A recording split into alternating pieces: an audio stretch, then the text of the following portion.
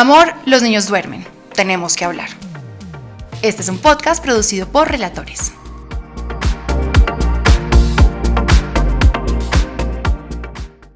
Amor, los niños duermen. Tenemos que hablar. Bueno, hoy de qué vamos a hablar. Pues hoy este episodio, yo creo que me va a liberar a mí muchísimo. Les voy a contar una historia que nadie sabe de mi vida, que muy pocos saben de mi vida y que es muy dura para mí contar.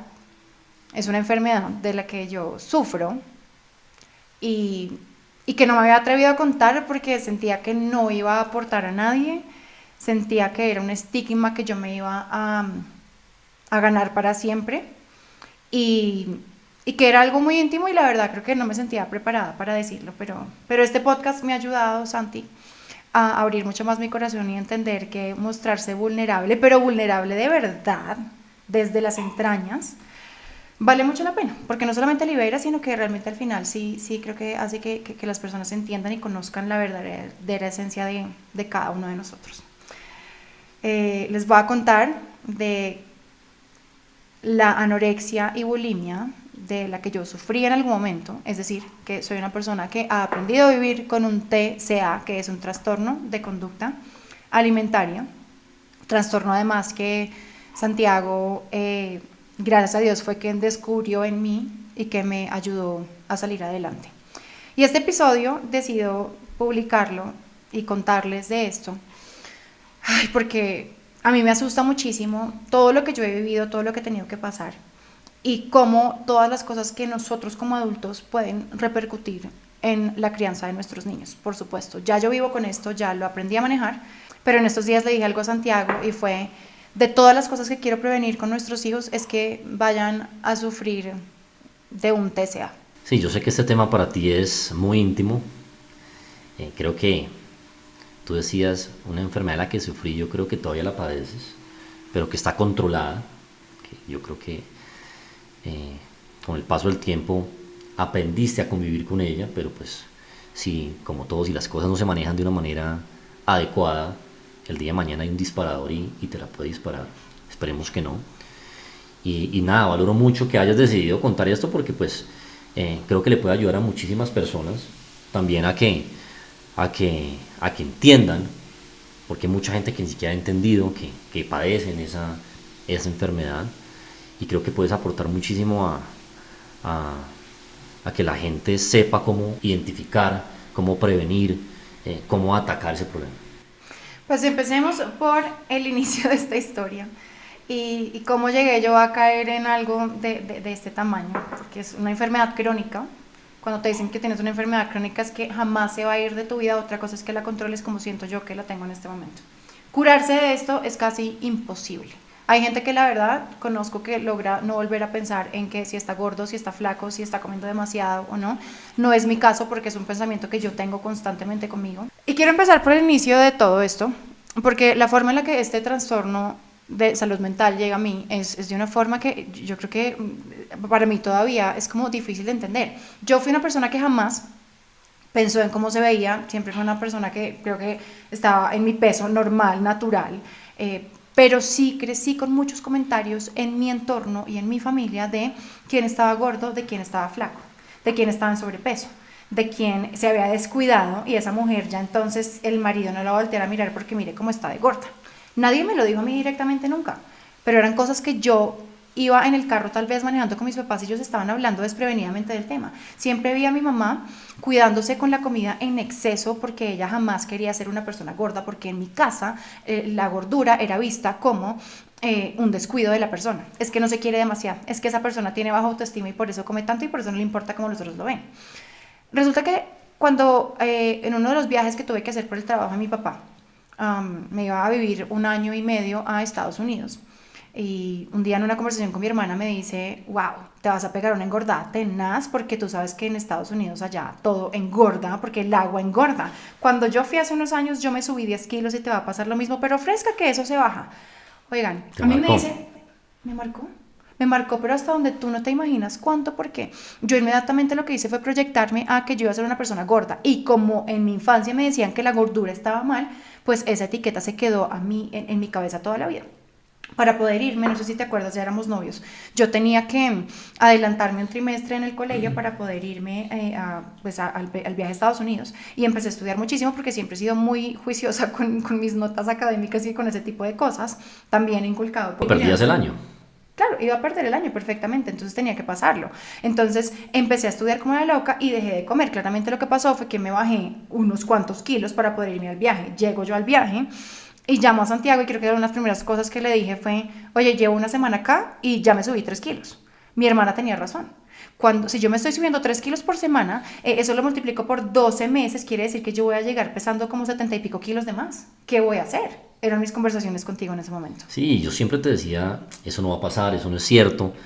Te decía que disfrutaras, que aprovecharas, pero sabes, yo en ese momento, yo hacía los comentarios, pero yo en ese momento no había visto ningún comportamiento raro en ti.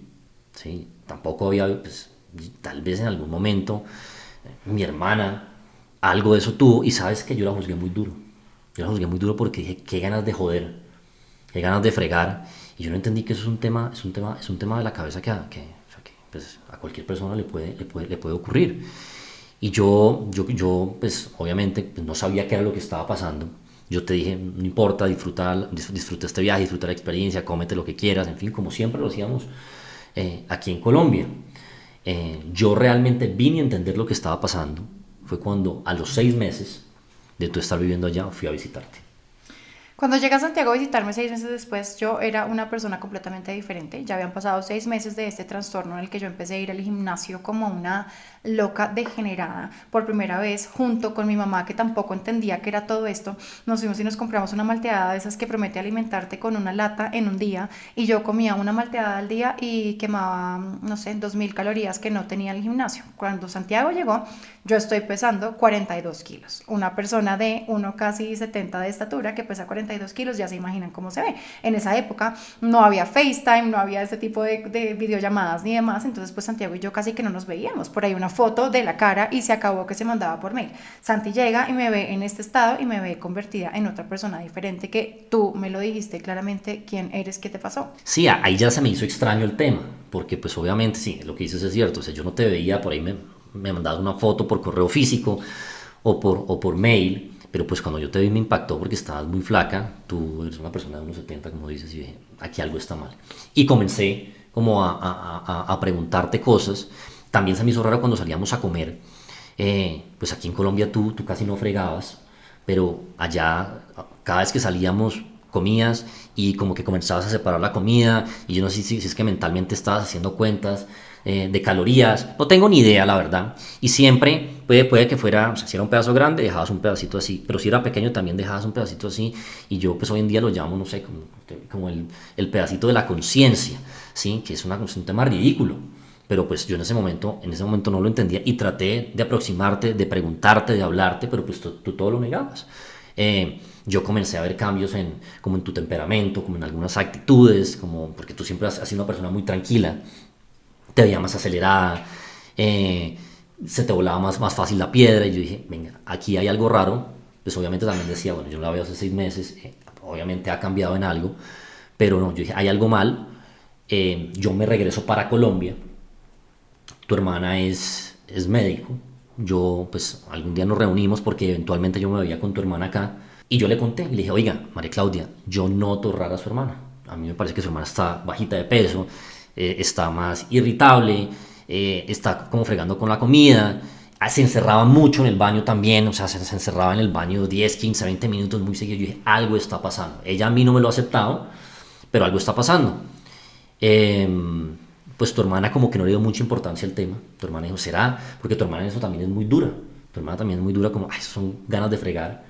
Y como que no le dio mucha importancia al tema. Sin embargo, yo seguía con el temita ahí. Y yo te insistí mucho. Hasta que un buen día, hablando, tú me aceptaste. Más o menos que algo estaba pasando. Y a mí no se me olvida ya, o sea, me acordé que a mí lo que me mandó una alerta importante fue que tú me dijiste que tu periodo se había desaparecido hacía como 8 meses. Yo dije, aquí está mal. Y yo comencé a buscar. Y me dijo, sí. Y yo te dije, ¿pero tú qué crees que pasa? Y entonces me dijiste, no, pues Santiago, yo creo que tiene que ver con la alimentación. Y yo le dije, vean, María Clara, esto no está bien.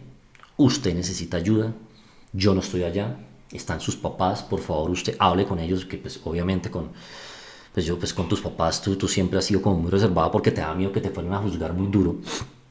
Y yo lo que te dije fue lo siguiente, María Clara, tú necesitas ayuda, porfa búscalos tú o si no lo voy a hacer yo. Y tú la respuesta que me diste, Santiago, que lo ibas a pensar, como a los 2 o 3 días volvimos a hablar y me dijiste, no, yo con ellos no voy a hablar. Y yo te dije de frente, te dije, sí, yo te lo dije, si no lo vas a hacer tú, lo voy a hacer yo. Y pues nada, yo los contacté, hablé con ellos, lo primero que les dije es que no te fueran a juzgar, que tú necesitabas ayuda, pero que necesitabas ayuda urgente. Y pues bueno, yo creo que el resto de la experiencia la puedes contar tú. Pues para mí era algo muy difícil de hablar porque yo ni siquiera entendía lo que me estaba pasando. Para mí en ese momento mm, era pelear contra que yo sentía que no me estaba viendo como lo que yo creía que debía ser una mujer, ¿verdad? En mi mente yo tenía que bajar de peso como fuera porque yo me veía al espejo como una persona gorda. Y acuérdense, es que eso es una cosa de verdad muy loca en la cabeza de uno y cómo pasan estos trastornos, porque es que no es que, ay, qué pereza usted pensando todo en si está flaco o gordo, es que uno en su cabeza se ve diferente, eso se llama una dismorfia corporal de la cual, como les digo, todavía sufro, porque es a toda hora estar pensando que me estoy viendo de una forma diferente en la que me ven los demás. Si los demás no me están viendo así, ¿quién es el que está mal? Está uno, pero en ese momento uno no entiende eso. Luego para mí no era como tengo una enfermedad, sino que es que nadie entiende que yo no me quiero engordar y si me ponen a comer o si yo les digo a mis papás que no estoy comiendo y que se me fue mi periodo menstrual, eso se llama amenorrea, que tengo una amenorrea durante ya varios meses, entonces pues me van a llevar a un médico y lo que van a hacer es obligarme a comer, me va a engordar y María Clara va a sufrir. Esa era mi pelea en la cabeza. Pero cuando tú hablaste con mis papás, realmente increíblemente ellos lo recibieron muy bien, ellos ni siquiera sabían qué era la palabra anorexia en ese momento. Um, y sin embargo, pues un día me hicieron una intervención literal como le hacen a las personas que consumen drogas o que tienen cualquier otra adicción. Me hicieron una intervención y me dijeron, sabemos que estás pasando por esto, ¿cómo te podemos ayudar?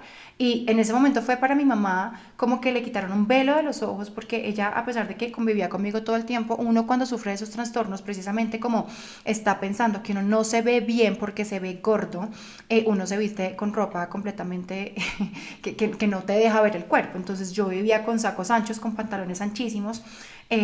Yo tuve varios desmayos en mi vida, pero le decía a mi mamá que era que no había dormido bien, le decía que no me estaba sintiendo bien, que seguramente tenía una gripa, y mi mamá pues en su inocencia me creía y jamás se imaginó que existía esto, porque en esa época creo que apenas estos trastornos estaban empezando a surgir. Y sabes, me acuerdo de cuando yo hablé con tus papás se cuestionaban muchísimas cosas. Se comenzaron a cuestionar, pero ¿por qué pasó esto? ¿En qué fallamos nosotros? María Clara tiene una buena vida, a María Clara no le falta nada. Y yo trataba de explicarles que es que eso no tiene nada que ver. Obviamente, hoy en día si uno se pone a revisar, seguramente sí hay muchas cosas de tu misma crianza que te llevaron tal vez o que aportaron para que eso pasara. Pero yo lo que les dije a ellos, venga, no se cuestionen, no se cuestionen y más bien tratemos de ver cómo podemos ayudar a María Clara, porque otra cosa que yo veía es que tú estabas como poniendo una barrera para tratar de buscar una solución a este tema. O sea, yo no sé, es que siempre creías, o sea, creías que te ibas a quedar y nunca ibas a salir de ese hueco. Totalmente de acuerdo, porque es que es un hueco sin salida, esto es un hueco en el que uno se mete y uno no ve cómo, porque es que es como que sabes que te estás matando poco a poco, porque uno, no tenía la regla, dos, estaba en un peso que para mí pararme de la cama era ver puros puntos negros y desmayarme. También era ver mi cuerpo forrado de puros pelitos en los brazos, en la cara, porque el cuerpo está defendiéndose contra la temperatura tan baja que carga uno. Uno sabe que se está muriendo, pero sabe que la cura es lo que más te va a matar, que es la cabeza de pensar que tú te vas a subir de peso, y por eso es una enfermedad tan grave y tan extraña, que es tan compleja de entender, porque es literalmente uno llevarse a la muerte. Eso, en eso resulta muchas veces una anorexia o una bulimia. Cuando mis papás me hacen esa intervención, y la verdad es que hablaron muy lindo conmigo, pero ellos en su desconocimiento también lo que hicieron primero, pues claramente fue llevarme al médico, entender que además había tenido una arritmia, me surgió una arritmia cardíaca del esfuerzo tan duro que estaba haciendo mi corazón como para mantenerme en pie. Y todos los exámenes que me hicieron con psiquiatría y demás, pero pues el plan de ellos era sentarse conmigo en la mesa a obligarme a comer, y eso me desencadenó a mí en la segunda parte de la enfermedad, que fue una bulimia. Y la bulimia es que uno coge y decide devolver de varias maneras o deshacerse más bien del alimento que uno fue obligado a consumir. En mi cabeza era eso. Entonces yo salía de las comidas y para dejar a todo el mundo contento, decir que ya me van a fregar, María Clara comió, yo me iba al baño y lo que hacía era vomitar, que tenía una cicatriz aquí en mi dedo, una cosa espantosísima que hasta hace poquito, mira que se me borró, ya no la tengo. Um, y después cuando ya no me dejaban vomitar, porque ya ellos entendieron que después de cada comida yo iba a hacer de las mías, entonces me tenían distraída unas 2 horas con juegos de mesa para que no lo hiciera. Después lo que aprendí fue ir a comprar diferentes laxantes y cosas para pues ir a igualmente deshacerme de la comida. Ese momento para mí fue realmente horrible porque, por supuesto, empecé a subir algo de peso a un peso normal y para mí eso era el acabose de mi vida, Santi. O sea, cuando las personas piensan en un trastorno de conducta alimentaria, yo creo que suena como algo extraño, ¿verdad? O sea, no sé cómo lo veas tú desde afuera, pero es como una persona que ni siquiera está viendo la realidad. Y creo que es efectivamente lo que le pasa a uno, es un grado de desconexión con lo que uno está viendo en el espejo, que nada de lo que me digan a mi alrededor me va a hacer sentir bien, todo lo contrario. Es como si en el fondo uno de verdad ese camino hacia esa muerte lo estuviera deseando por la misma inconformidad que tiene uno de cómo uno se está viendo. Y eso es algo muy difícil de entender y algo muy difícil con las personas que lo tienen que convivir. Desafortunadamente los que estamos desde afuera y que no tenemos como una educación alrededor del tema, pues tampoco sabemos qué hacer. Yo la verdad muchas veces me desesperaba cuando tú ya habías vuelto a Colombia porque no tenía ni idea qué hacer. Para mí, nosotros siempre hemos disfrutado mucho los planes, por ejemplo, de salir a comer. Y eso para mí se me volvió un dolor de cabeza, porque yo decía, ¿cuál es el sentido? Yo la invito a comer, ella por darme gusto sale conmigo, y habían dos posibilidades: o no comías, o comías y vomitabas. Entonces para mí eso se volvió un problema, porque tú cuando llegaste a Colombia seguías con eso. Les voy a decir que a mí este problema se me vino a desaparecer con la llegada de Matilde. Y cuando yo les digo que Matilde para mí ha sido ese angelito en muchas cosas que es que ni siquiera uno se lo alcanza a imaginar, no solamente me dio mi proyecto de vida, ser mamá, de donde surge este podcast y estas ganas de contarles experiencias en mi maternidad y en mi vida, sino que también llegó un poco a curarme de cierta manera de esto, porque ya yo estando en embarazo entiendo y digo, ya soy responsable de un ser adicional, ya no voy a ser de verdad la persona irresponsable que se va a ir a vomitar o que va a dejar de comer porque mi cuerpo está albergando a alguien más que necesita de mi buena alimentación. Y de alguna razón mágica también cuando nace Matilde mi metabolismo cambia y yo ya no soy esa persona que en mi cabeza se come una papa y le sale aquí un gordito en la izquierda, porque yo era de esas personas, sabía que me comía un pedazo de pizza y al día siguiente sentía que esa pizza me salía inmediatamente en la cola, en la nalga, en el brazo, en cualquier lugar, y esto de alguna forma me ayudó como a quitarme esos pensamientos de la cabeza. Y mi metabolismo cambió y yo ya dejé de ser una persona mucho más troza y me volví flaca como para siempre, que mucha gente incluso me cuestionaba a mí si yo me había hecho una liposucción después de mi parto y yo decía pues fue la lactancia. Y yo creo que de verdad fue para mí una cosa divina yo creo que, y lo veo así aunque parezca de verdad extraño, pero yo lo veo es como ya Dios regalándome a mí un respiro de todo lo que yo había vivido, porque yo conviví con esa enfermedad. Cuando llegó Matilde llevaba más de 15 años en eso. Entonces, creo que fue su forma de decirme, ya no vamos a sufrir más con esto. Ahora, hay algo que quiero decirles y por eso pues me interesa en contarles todo esto que me pasó a mí, es que hay que tener claro que estas enfermedades cuando uno cae en esto son para toda la vida. Y que esto no es una cosa que se cura, que uno puede aprender a controlar, claro que sí. Entonces, cuando yo les digo que siento que me curé de alguna manera, es que ya el 100% de mi vida no gira en torno a lo que como ni a lo que hago, precisamente porque ya me estoy viendo tal vez como realmente siempre me he visto. Pero esa preocupación que está aquí en la cabeza nunca se va, y creo que es algo que tú has tenido que vivir siempre, incluso después de haber nacido Matilde o los mellizos. Sí, sí, tu aspecto físico siempre ha sido importante y yo no digo que eso sea algo malo. Está bien uno cuidarse, uno quererse, uno querer, uno únicamente, pues también por salud, pero es que el tema tuyo era un tema demasiado exagerado. Hoy en día yo siento que tus prioridades, yo no sé si fue que cambiaron o le das, o entendiste tal vez que eso puede pasar a un segundo plano. Y que no me quiero morir. Exactamente. Y hay cosas, o sea, y tú hoy en día le das prioridad a otro tipo de cosas. Sabes, yo no te juzgo. Además que tú vivías o sea, tú siempre, digamos, siempre estuviste en un medio complicado.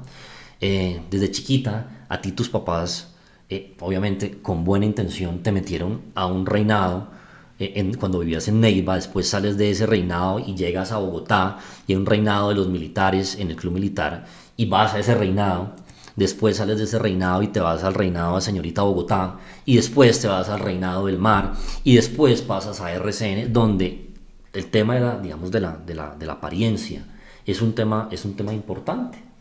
Y yo creo que eso, pues obviamente para una persona que además tiene, digamos, tendencias a sufrir de este tipo de cosas, pues obviamente le iba a afectar. Eh, Eso también nos sirve, ¿sabes para qué? Para saber nosotros cómo actuamos con nuestros hijos. ¿Sí? Y Ese es el nosotros, gran aprendizaje. sí, nosotros eso lo hemos hablado muchísimo y nosotros tratamos de tener mucho cuidado cuando en la mesa hablamos de diferentes temas. Por ejemplo, cuando hablamos de la comida, para no hacer comentarios groseros, irrelevantes. Por ejemplo, como cuando yo a veces te decía, uy, María Clara, te servías un plato de ensalada grande con carne, lo que sea, yo te iba a decir, ¿usted se va a comer todo eso? ¿Sí? Para mí era un comentario tonto, ridículo, de pronto obviamente inapropiado, pero a ti eso te hería de una manera que yo no sabía, ¿sí? Ese tipo de cosas, comentarios tan pequeños o tan sutiles, nosotros tratamos de no hacérselo a nuestros hijos. A veces aquí nosotros no les tenemos restricciones a ellos de absolutamente nada, porque como se los hemos dicho, para nosotros la vida de un niño es que se la gocen, obviamente, dentro de unos parámetros normales. A veces creemos que Matilde está desaforado o alguna cosa, tratamos de abordarle de una manera muy distinta, tal vez a como lo abordaron a uno. Y eso creo que es clave. Nosotros dejamos que Matilde, y a veces tenemos discusiones, Matilde a veces sale con una gorra, con una camiseta, con un canguro, zapatos, no sé, zapatos de un color y las medias de otro. Y a ti eso a veces te cuesta entenderlo. Y yo entiendo que eso tiene que ver mucho con tu estructura mental, Con la crianza que con tu tuve. crianza. Con que uno debe verse siempre perfecto. Pero sabes que te has sabido adaptar, lo has sabido entender, porque tú no quieres proyectar tu vida en la vida de Matilde. Entonces con eso hay que tener mucho cuidado. Yo, por ejemplo, para mí el gran aprendizaje fue a no juzgar, ¿sí? A no juzgar, porque para mí yo tengo un tema en la cabeza que yo me sé controlar muy bien. Yo creo que sé manejar bien mis emociones. Eso creo, por lo menos. Lo digo, pues, por ejemplo, por lo del divorcio, que yo creo que manejé muy bien el tema. Pero hay otras personas que no lo pueden manejar de la misma manera y eso no está mal. Los temas de la cabeza son tan importantes como cualquier otro tema. Y a mí me costó entender eso. Yo creí que era simplemente sacudirse y ya voy a estar bien. Y eso no es así. Sí, creo que esa es la constante, sobre todo cuando hay un trastorno de conducta alimentaria que puede ser una anorexia, una bulimia, hay otra ahorita que estaba leyendo hace poquito que se llama ortonexia, si no estoy mal, y es como también esa obsesión con lo saludable o no que puedan ser tus alimentos y contar calorías y ver qué estás ingiriendo que sea tóxico o no, o sea, ya cuidarte en exceso. Y todos esos trastornos finalmente también es entender que no son temas de actitud, porque es lo que todo el mundo cree, es que es producto de la inmadurez, por eso le pasó en la adolescencia. Le falta descrecer o le falta un golpe de, no sé, un pau pau para que esta persona realmente levante la cabeza y deje de querer matarse sola, porque realmente nada tiene que ver con eso, sino que es con un desbalance que viene mucho más profundo, con cosas que escuchamos, con cosas que vimos, con ganas de también darle gusto a los demás, cuando nos enseñan que nuestra apariencia lo es todo en la vida. Y retomando un poquito de lo que decías ahorita con nuestros hijos, es de verdad desligarlos de eso y enseñarles que la valía de una persona va muchísimo más allá o que no tiene nada que ver más bien de cómo se está viendo por fuera. Y este es un mensaje de verdad para todas las personas que hoy en día se están sintiendo así, que sienten o que están muy flacas o que están muy gordas para ciertos estándares sociales, porque realmente creo que sí fue una cosa muy generacional. Que nos enseñaron en esa época de prototipos de belleza que se tenían que cumplir y que los flacos eran los exitosos y los gordos no lo eran, porque sí, sabes que siento que ha cambiado un poquito eso. De hecho, hoy en día les confieso que yo muchas veces siento algo de envidia cuando veo a niñas jóvenes o muchachas jóvenes por ahí y digo, mira a esa persona troza cómo se ve feliz.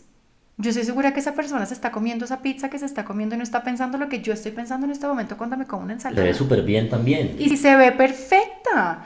se ve perfecta. ¿Por qué yo si un día me veo así? ¿Por qué yo no crecí con esa sensación de que está bien como yo me veo y que eso no tiene nada que ver con si tú me vas a querer o tú qué vas a pensar de mí? Porque es que crecí y crecimos muchos en esa generación dándole demasiada importancia a lo que los demás están pensando de nosotros y lo que pueden opinar de nuestro cuerpo, porque a todos nos enseñaron a opinar de cómo se ve el otro, y eso es algo que es otra regla en esta casa. Muchas veces ustedes saben cómo son los niños de imprudentes y dicen a veces, ay, no sé, ay, el pelo, ¿por qué lo tiene así? O ese señor, ¿por qué tiene el diente de esta manera? Y nosotros siempre lo que decimos, está bien, notaste esto, yo te entiendo, pero ¿sabes una cosa?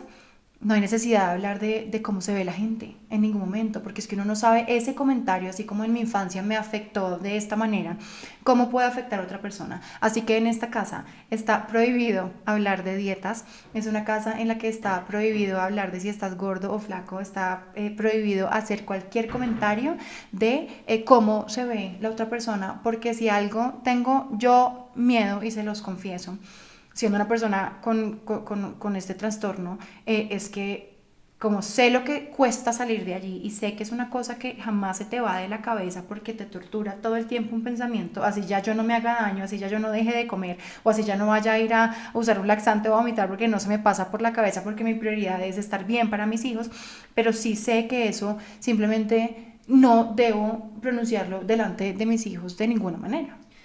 Y eso es un aprendizaje importante, nosotros estar muy pendientes de nuestros hijos, comenzar a ver cualquier cambio de actitud. Yo creo que eso, si yo hubiera sido más observador, lo hubiera podido detectar más temprano. Otra cosa es buscar ayuda. Buscar ayuda es clave, hablar a tiempo, y también los que estamos del otro lado de la barrera es saber escuchar. Saber escuchar, creer, escuchar a nuestros hijos cuando nos dicen algo, creerles.